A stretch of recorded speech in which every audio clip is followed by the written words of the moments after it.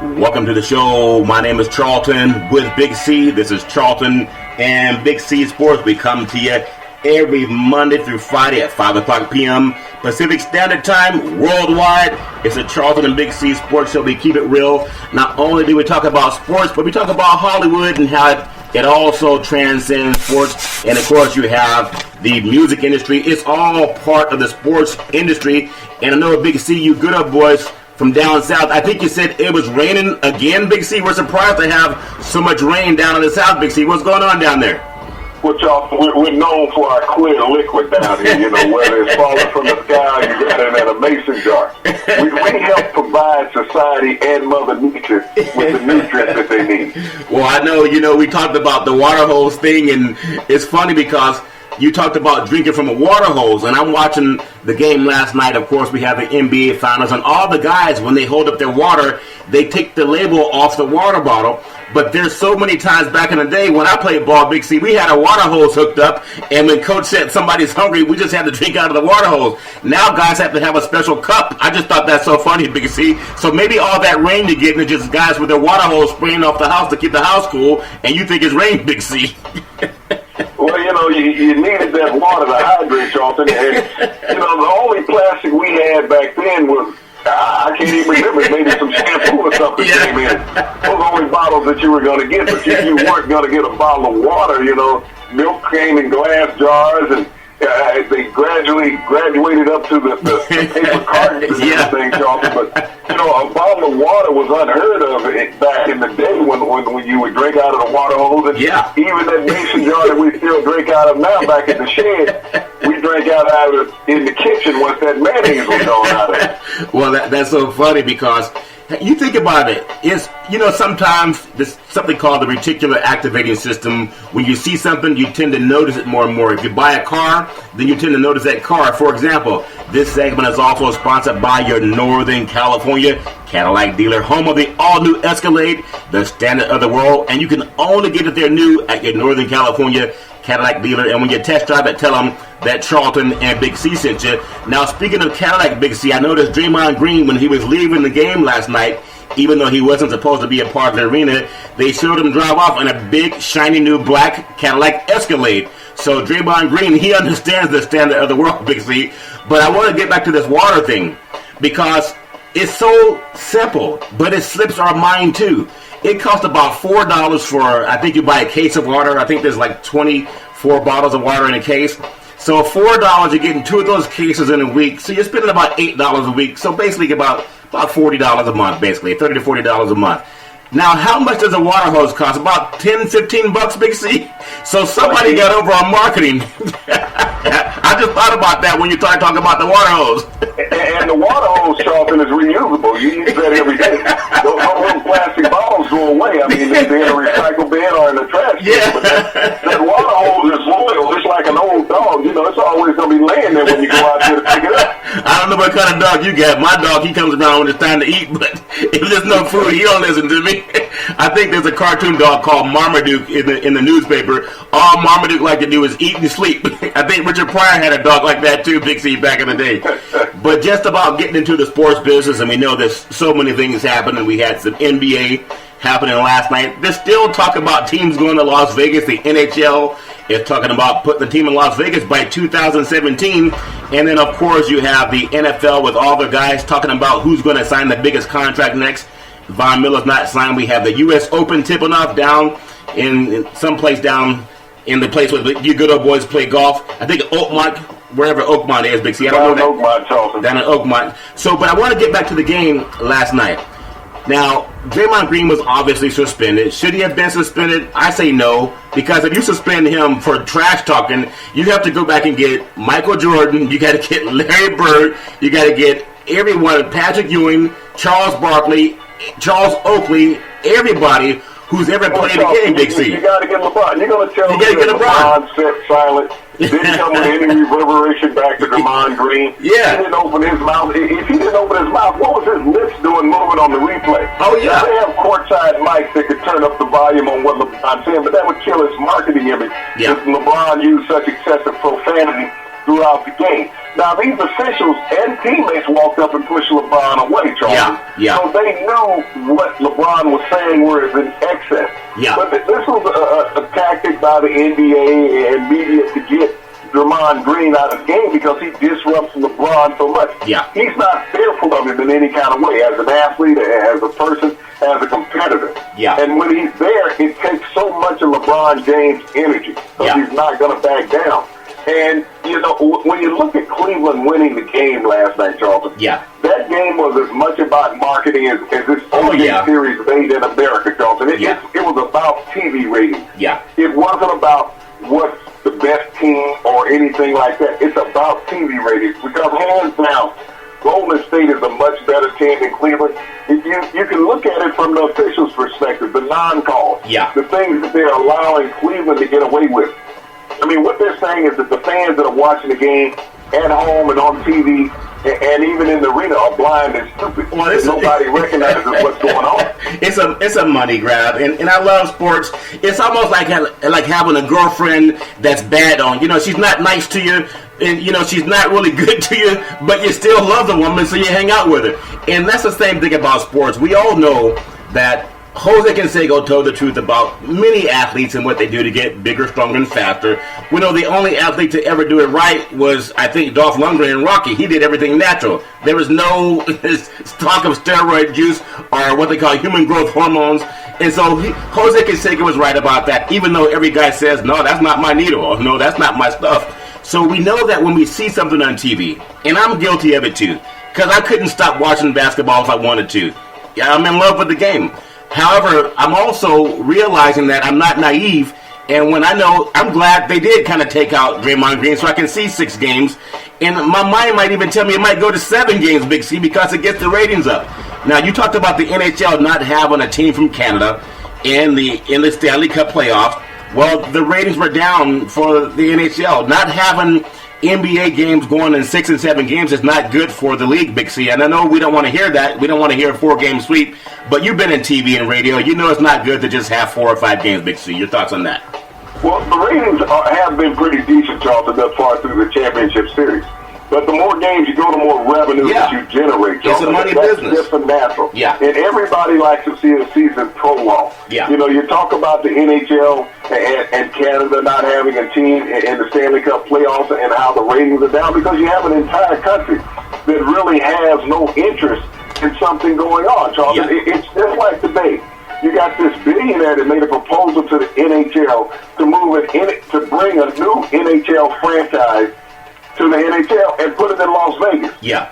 He offered the league, Charlton, $500 million to allow him to form a team and put it in Las Vegas. Yeah. Now, the NHL probably has 10 too many teams already, Charlton. Yeah. When you realistically look at it. I mean, there's not enough talent to go around, and the expansion of all the leagues is not great for all the leagues. When we look at baseball, basketball, and football, how many quality players and teams can you put out there? Well, they're talking about taking saturation will kill anything, Charlton. They're talking about just taking a team and relocating it to Las Vegas the same way. No, they were actually talking about starting a new franchise. There's 30 teams in the NHL. They were talking about going to 31. Now, the smart move would be to move a franchise to Las Vegas. Yeah. But, you know, they're looking at teams that haven't played well and had attendance problems, such as Phoenix. Yeah. You know, that it's really not a hotbed, but you take a team from Phoenix where it's already 100 degrees and go to Vegas where it's 112 degrees.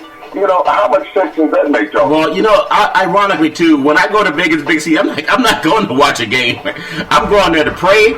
I'm going there to maybe watch a movie and go swimming. But sometimes you go and you try to roll the dice. People go to Vegas for a vacation, just like going to Hawaii. Who goes to Hawaii to watch a football game? Even the Pro Bowl has a sparse crowd at times, and I think they're moving the Pro Bowl from Hawaii. So when you think about a vacation destination, and that's what Las Vegas is, how many people want to go and sit 75 to 80,000 people in a football stadium, even if it's inside, or how many people want to pack 20,000 people into an NBA stadium or NHL stadium? You know, that just doesn't make any sense, Big C, because they go there for a vacation, and it's a town where you get tips. It's a town where people go to make a living, not to have a lifestyle like raise a family. Maybe that's naive, but I know most people, they don't go see an event. They go watch events, and football and basketball and baseball. It doesn't make sense to go there when you're on vacation, Big C. Well, so when you look at Las Vegas population, only 23 to 20%, 27% of the Las Vegas population are born Nevadans. Everybody else is a transit. So when you're looking at a population that's about 75% transient traffic, if they don't have staple roots in Nevada, in the city of Las Vegas, they're coming and going, Charlton. The housing market crashed there several years ago, and that is still never fully recovered. So where are you going to get this economic base to support these professional teams? Yes, you have people that come in all the time, Charlton, from these cities that have professional organizations. But you've already invested enough money in your air travel, your hotel, and your food, and other entertainment accommodations. Now you got to find auxiliary money to come to Las Vegas to see a sporting event. And that sporting event, Charlton, generally, if it's the NFL, is only going to be once every blue moon. If it's the NHL, you might get 2 games in 1 week.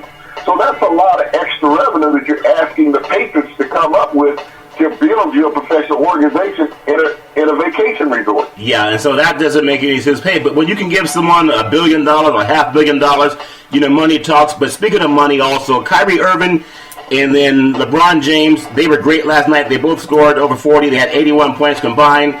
But I want to say something that was kind of innocuous on TV, but I watched it again when I saw some highlights on ESPN. I saw LeBron James giving Kevin Love the business about something. Now, Love didn't have a great game last night. I think he scored about 2 points and had 3 rebounds in 30-plus minutes. But LeBron James getting in the face of Kevin Love is something that Tyronn Lue should be doing, because there was a time this season that he and Irving did not get along well either. But Irving, I think, shows that he's the MVP of that team, even though LeBron James gets all the credit. But Irving controls the ball. When he has the ball off the dribble, I mean, he's a fantastic giving you the give and take. He can cross over. He can shoot the ball inside. They pounded Golden State inside the paint last night, especially when Bogut got hurt. Big C, your thoughts on that game? Well, no one can ever take away from the greatness of LeBron over his tenure in the NBA, Charlton. But there's also always a time that you have to pass the torch. And he wants to be known as the player who brings the championship to Cleveland. Regardless of what his other teammates do, he is trying to knock down their credibility and put everything on his back. If Cleveland goes on and wins this series, Charlton, LeBron James would be named the MVP of the series, regardless of how many points Kyrie Irving scores or any other spectacular thing that another Cleveland Cavalier could do. Because the media world wants that. The sports world wants that. They don't always vote fair. I remember a few years ago in a Super Bowl where Eli Manning was named the MVP of a Super Bowl. And hadn't done anything in the game, Charles. Their defense. Their defense was lights out against New England. He had some receivers that made some tremendous receptions. But he got the MVP because that's what the media wanted. They didn't vote with their eyes. They voted with their thoughts. This is what we should give him. And that's what's so wrong in a lot of levels of sports, Charlton, that it's about nepotism. It's about a popularity contest instead of a performance contest, and that's what we have here. LeBron James is a tremendous player. He's not a great shooter. He's tremendous when he's driving to the basket. But Kyrie Irving has that inside-outside game that you learn to respect and appreciate as a fan. Well, I think the way Kyrie Irving played, and we see what we missed last year when he went down with a knee injury in Game 1 in Oakland, but Golden State, I mean, you just take away the momentum of everything when you have a player suspended for a playoff game. If you want to suspend someone, maybe take it and give him a fine, or have him sit out the game next year or whatever, because he was not kicked out of the game. But you and I know we're not cynical. I mean, we know we still believe in the Tooth Fairy, Big C. I believe in the Tooth Fairy, but sometimes I'm waiting to get my knowledge off. Well, the NBA, they're going to get their games. I remember Magic Johnson. He had a game when they played at the Forum, and they were playing the Boston Celtics.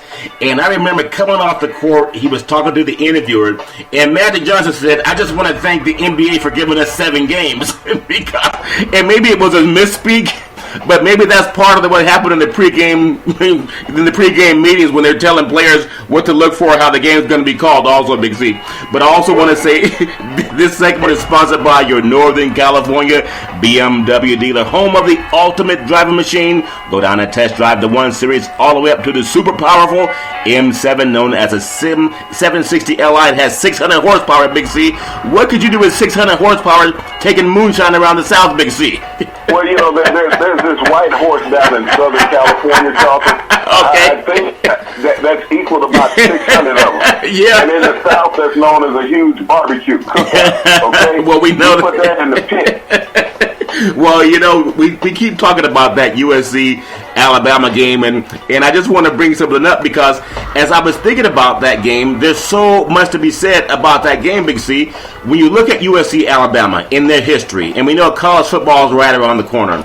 Now, these teams have produced 26 national champions, 11 by USC, 15 by Alabama, 66 bowl victories, 32 by USC and 34 by Bama, 7 Heisman Trophy winners, 6 by USC, only 1 by Alabama. That was last year with Henry. Now listen to this, Let's see. take that back. There's 2. There's Mark Ingram. Okay. Who won the Heisman Trophy. Remember, his dad played wide receiver with the New York Giants on the Super Bowl team, one of Phil Simms' receivers. He was Alabama's first Heisman Trophy winner. He's playing with the New Orleans Saints. Okay, so 6-2, USC leads that. Now, 272 All-American first-teamers. USC 161, Alabama 111. We talk about Carson Wentz and Jeff Goff and the competition. Alabama and USC have combined for 797 NFL draftees, 483 by USC, 314 by Alabama. And to top it off, Big C, 52 college football Hall of Famers with those 2 schools. That's incredible, the history behind that game, and why it's going to be incredible to watch a game just like that again this year. Let me take you in some realistic history, okay? Yeah. Look, you're too young to understand this, all right? Okay. You talk about this junior stuff. Now, let's go back to the first 3 Super Bowls that were won, okay? Yeah. The first 3 Super Bowls. What college produced those quarterbacks, Charlton? Well, you guys get some. No. What college produced those first 3 Super Bowl winners, Charlton? I can't confirm or deny. Can you say Alabama? And then we can go even further. We can look at this young guy that they call a snake. Yeah. All right? Yeah, he was great for the Raiders. He was the 4th. He was the 4th Alabama quarterback to win a Super Bowl. So we had Bart Starr win the first inaugural 2 Super Bowls. Yeah. We had Joe Namath win number 3. We had the snake, I think it was about number 7 and number 11, where he beat the crap out of the Vikings. Wait a minute. Which USC quarterback is well, see, we're known as student body right. Don't forget Marcus Allen, Ronnie Lott. Let me find a USC quarterback that has won a Super Bowl job. They've watched a lot of them. Okay? Hey, we're tailback. Have the aptitude to get underneath the center during that big game and win one. Well, we're tailback you, so I'll go with Ronnie Lott, and I'll go with the great Marcus Allen. We know they've run the ball very well, but over the years, when you think about the top level of college football, I think this game coming up, Big C. And we know, I miss listening to Keith Jackson when he announced games. He was a god. Wasn't he amazing? Keith Jackson was college football, Charlton. There's never been anybody who could resonate the way that Keith Jackson. When you heard his voice, you knew it was a big game being played. Yeah. And everybody in the industry respected that man, Charlton, when he was on air. Well, that's one of the things I'm looking forward to, Big C. You have the SEC network, the Pac-12. They've gotten involved and gotten their own network. So a lot of things that happen, you could trace it back to USC and Alabama. But I want to bring this up because it's a little bit of controversial point, and I know you talked about this.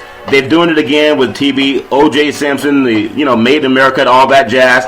But I think about how sometimes, and we're media too, but mainstream media, and we're not mainstream, Big C, but mainstream media wants to keep bringing the thing about O.J. and how come O.J. did not stand up for the quote-unquote black cause, right? So O.J. was one athlete, one student athlete. When I asked that question, we talked about the great, Keith Jackson, there's Chris Shingle, all these great announcers. But no one ever held Dean Smith accountable for what he did or did not do. No one held the great Woody Hayes at Ohio State accountable for what he did or did not do. Dean Smith coached at North Carolina. I thought he was great for civil rights because he would not take players where all the players were not allowed to go. The great Paul Bear Bryant, he was known as a bigot, Big C. He didn't stand up for civil rights, but no one held him accountable. He has a statue, I think, at Bryant-Denny Stadium, Big C. Also, guys like, Don Shula, he was great for the NFL. But what are these guys, why don't they get the pressure? Why is it all about what did O.J. not do? I know Harry Edwards and Jim Brown were talking about that with Kareem. But come on, Muhammad Ali, when he had to stand up, there was no one on his corner until he got out of prison. And Howard Cosell stood up for him. But no one ever holds white society accountable for the wrongs in the color line, if you want to put it that way. Even JFK wouldn't pass a voting act, Big C. Charlton, when you look at white society, How can you blame yourself? That's how they look at it. How can we blame ourselves for what we've lived forever? This is our world. This is from a white perspective, Charlton. So when there's a prominent black athlete, you put him out there and say, hey, he should be the vocal point of the society. Right. It was like who appointed Jesse Jackson as spokesperson for black people? Nobody. For about 2 decades, every time there was an incident up, there was Jesse Jackson. Yeah. And someone in the white media made him the spokesperson for black people. No one black cared about Jesse Jackson speaking in their behalf. Yeah. Because there were a lot more intelligent and prominent black people out there other than Jesse Jackson who could carry a torch, but black society was so disheveled at the time, and still is, Charlton. But when you put OJ out there, Made in America, okay, if you want to look at Made in America, look at Don Haskins. Not many people remember Don Haskins.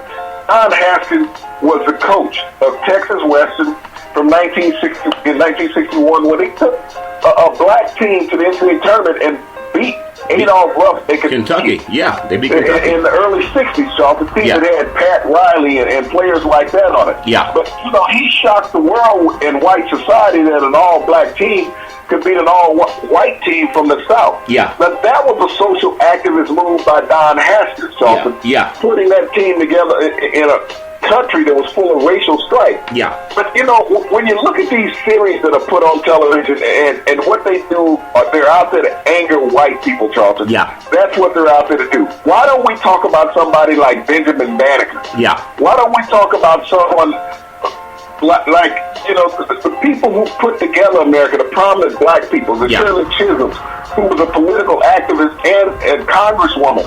We don't talk about that. We don't talk about the blacks who have made great strides. Thurgood Marshall. Yeah, Thurgood Marshall. Supreme Court Justice. We have enough prominent blacks in American history and society to make these documentaries about. But if we talk about the positive blacks in America, then how can whites be angered? Yeah. So we take OJ and his situation and say that represents blacks in America. No, it does not. OJ said before he got in trouble, he wasn't black. Yeah, he said so he was green. He got in trouble, he became black. He was green prior to that trouble. That's what OJ's color was, green. And see, but go ahead. Society has put him out there and say, hey, this is who blacks have to look at as far as being their leader in the 60s and 70s. He was not. He was just a college and professional athlete, Charlton. He was not a black spokesperson. He was a pitch man for white corporate America. That's all he was, Charlton. And see, ironically, as a pitch man, they chose him because they said he wasn't too black and that he spoke better than most blacks. So even in picking OJ, they took one person that could help sell products to white Americans. I remember when I worked over in the Bay Area, and I worked for a cable company at one time, and I'll never forget the lady that ran our division. She happened to be Caucasian. The civil rights movement that made equality fair for black Americans, but most white ladies were the ones made managers based on civil rights and black people being hit upside the head. But I'll never forget what happened with this lady. I remember being asked to serve a territory in the East Bay, and mostly high-income territory. But her statement was to some of the other white coworkers, "Well, could he sell in a white neighborhoods?" Now, here's a woman that got her position because of civil rights, and when she got a position, she chose to be racist also, Big C. So, but people hold OG accountable for that, but all over the country, there are people in the same position. The bottom line is, right is right, wrong is wrong. We need people to stand up and do right when they see wrong, Big C. How many African Americans sit on the board at Walmart, Charlton? Probably none. You mean the board outside when you're trying to get in, or what? How many African Americans, other than Michael Jordan, sit on the corporate board at Nike, Charlton? Probably no one. Okay. So even PepsiCo, the largest fast food franchise in the world. Yeah. How many African Americans sit on that board? Mm-hmm. And if we want to get simplistic, how many African Americans sit on the board of Starbucks? Now everybody knows who Starbucks is. Oh yeah, Howard Schultz, yeah. Apple. Yeah. How many African Americans sit on the board of Apple? FaceTime. Mark Zuckerberg. How many African Americans he had? Yeah. So when we talk about African Americans having prominence in America, all you have to do is go through corporate America. Roger Goodell said we need more diversity in the boardrooms in the NFL. We need to create opportunity for African Americans. Now, the most prominent sports league in America. Yeah. How many African Americans sit on the corporate boardrooms In the NFL, we don't have them, Charlton. Yeah, and we see, have 2 black GMs, Charlton, in the entire NFL. Yeah. We don't have any presidents. And see, that's funny. That's funny that you bring that up because it's true. And just like we have so many young African American athletes and white athletes too, but we know, and this truth, we know this truth. Even my white teammates growing up over the years, they knew they had jobs lined up for them. And I'm not saying it's always easy, but they got 10 more chances than I did, and I know that because they told me about it. And this is going back when I was in college, but things haven't really changed much.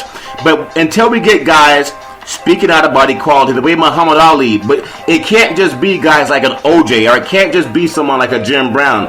When we get someone like the great Troy Aikman to speak out about inequality, when we get someone like Joe Buck to speak out against inequality, or even when John Madden was out there, these guys didn't talk about it as much as maybe they just did it. But when you need a spokesperson, maybe Al Michaels would be the best one to talk about inequality because he grew up in the Bay Area around a very diverse environment.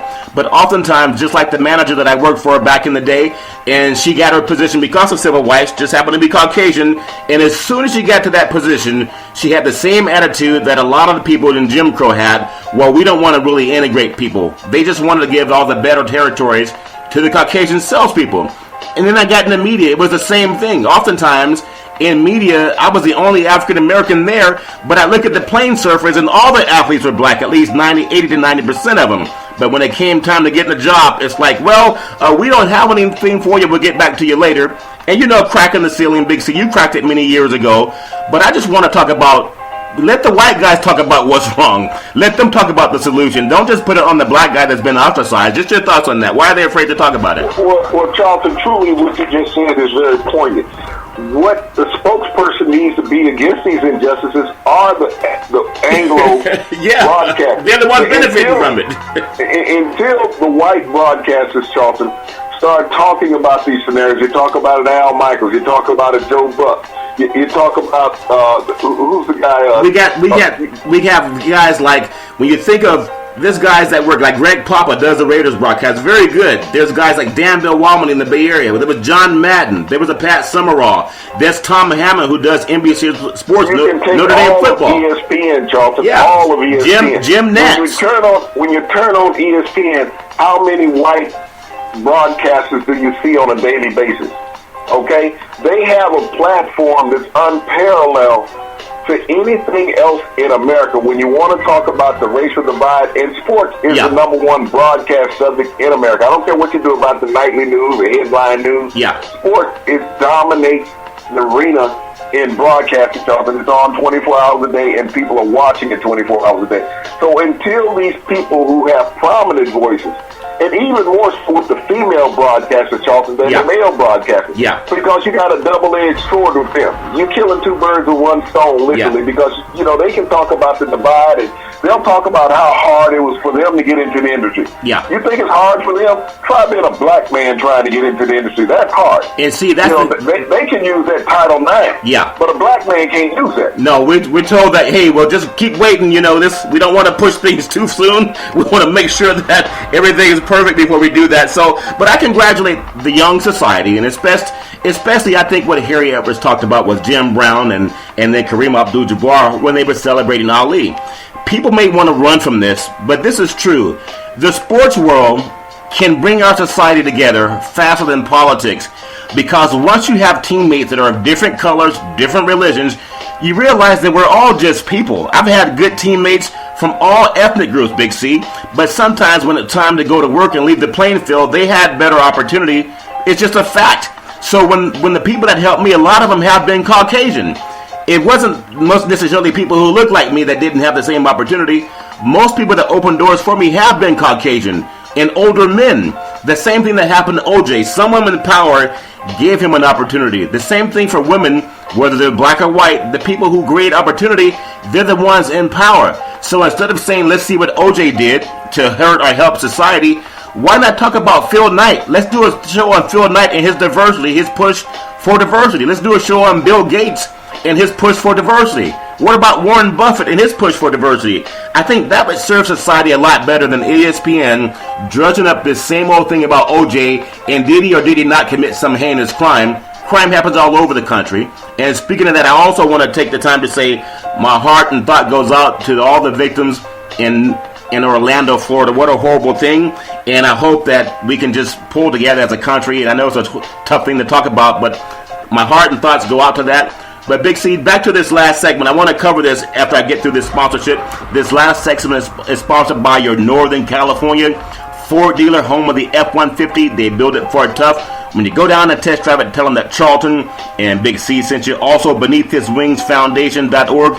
Make a donation today. It's easy, it's fast, and secure. Also, tweet out to Charlton and Big C Sports. Follow us on Facebook and also on Twitter. So, Big C, when we go back into this thing about equality, I know we love the game. We love talking about the game. LeBron James, Steph Curry. We love talking about that. But this thing on O.J. Simpson, I would like to know from your opinion, how do we solve it? How can we ever get corporate America, the guys that run the boards, and I appreciate Roger Goodell, will they ever have a push to talk about more equality? Roger Goodell, at least he brought it up, Big C. Your thoughts on that?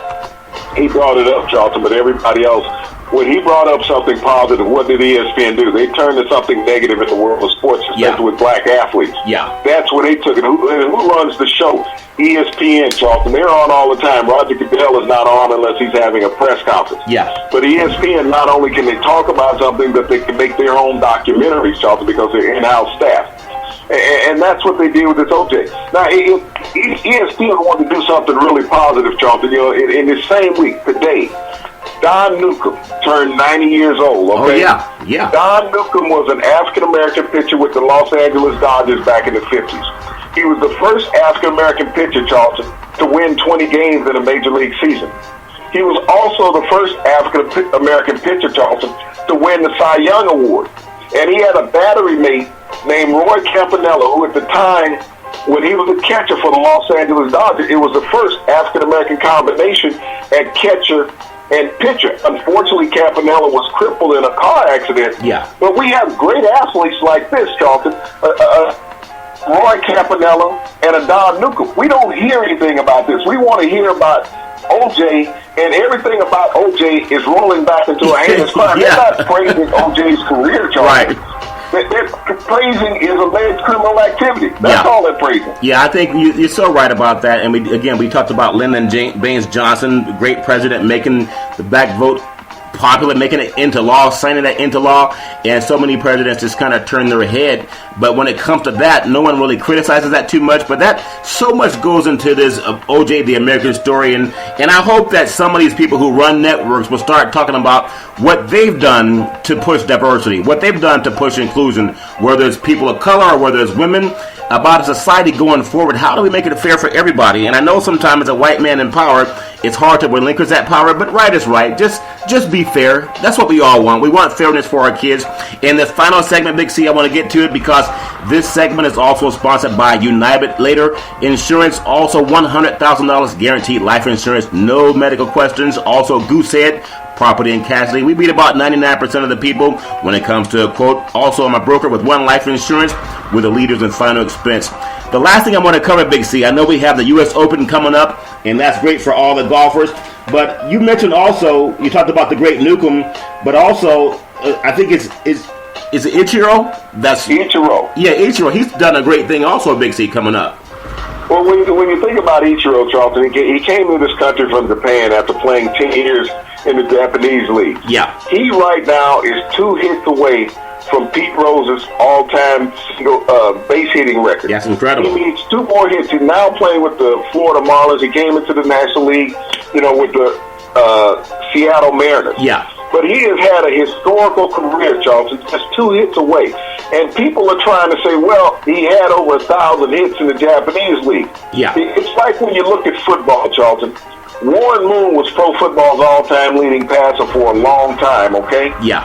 Because he had 25,000 yards he had amassed in Canada prior to coming to the NFL, where he amassed another 52,000 yards. Yeah. His record was subsequently broken by Marcus Allen's younger brother, who surpassed him.